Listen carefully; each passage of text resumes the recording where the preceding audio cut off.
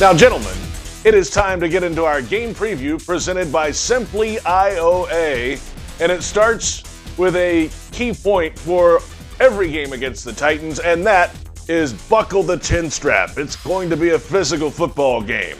You got to scheme it up. We'll get into that coming up. And of course, most importantly, protect the football. The Jags have not fared well, and most teams don't, when you turn the ball over more than the opponent.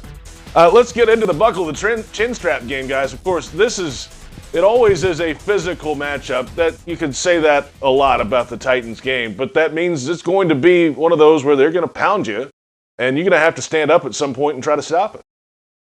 You know, what stands out to me about this is what DeJuan Smoot said yesterday in his news conference, and that was that normally at this point of the year, guys are worn down. And so Derrick Henry, who against the Jaguars in the first month of the season averages 3.4 yards per carry, but in the last 4 weeks of the season has averaged more than 7 yards per carry.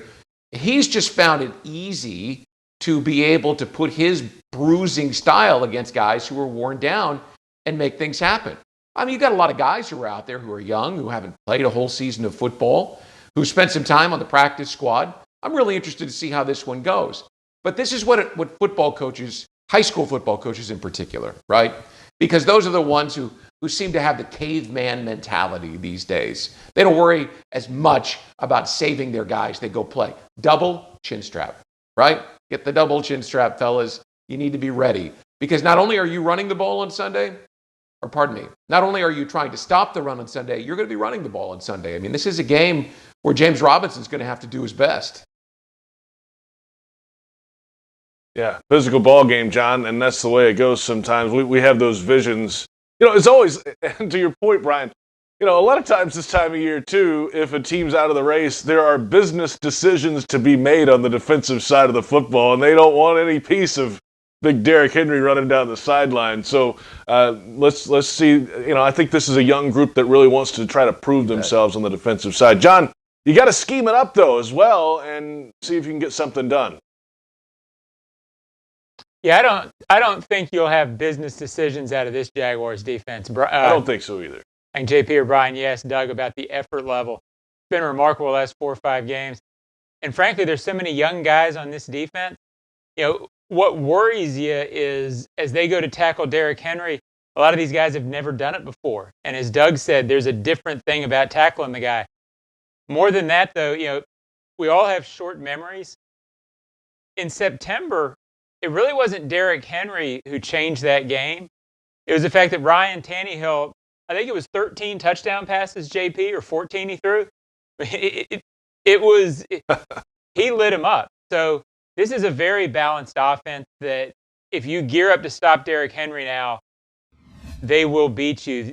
To me, the Jaguars hope get the Titans blocked on offense, because it's not a great pass rush, and maybe see if Glennon can make some plays downfield to complement Robinson. JP, here's where the scheme comes in, though. Because normally, and you guys know this, in our league, this is about players, right? You scheme players, you don't scheme schemes. However, when you have as many frontline players out as the Jaguars have out, you got to figure out ways to help cornerbacks like Luke Barku and Josiah Scott. You've got to figure out how to put guys in positions so they can have some success and not completely expose guys on the back end, or vice versa. So Todd Wash and his staff, I thought, did a tremendous job last week in Minnesota. I mean, the number of guys on the field, I've got my flip card out, and I'm just trying to figure out who's on the field at one point.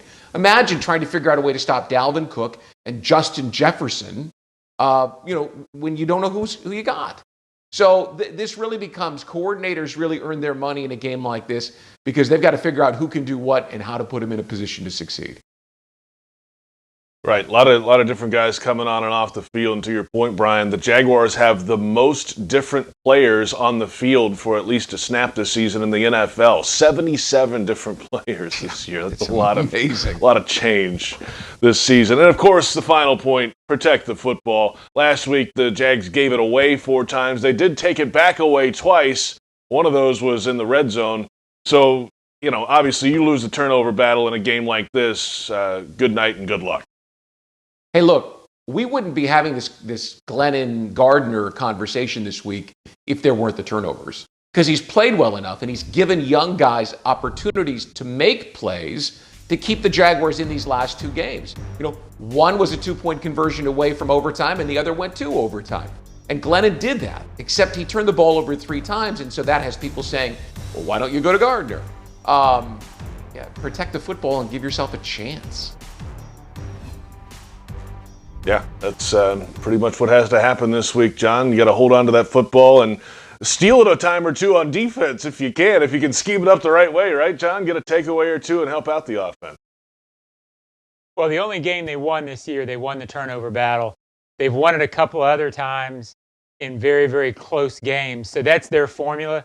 But the shocking thing about last week was that they committed 4 turnovers and took a playoff contending team to overtime. It shows you how well they played everywhere else. I agree with Brian. You can't really say with a quarterback, well, except for turnovers, he played great, because it's such a huge part of it, and the interception cost in the game. But if Glennon can channel a little bit of that last drive in regulation and avoid the turnover, I think fans will see exactly why he's in the game. But, overall, if they're not +2 this week in turnovers, I can't see him winning. To me, this is a brutally tough task with the Titans as good offensively as they are. There you have it, our game preview presented by Simply IOA.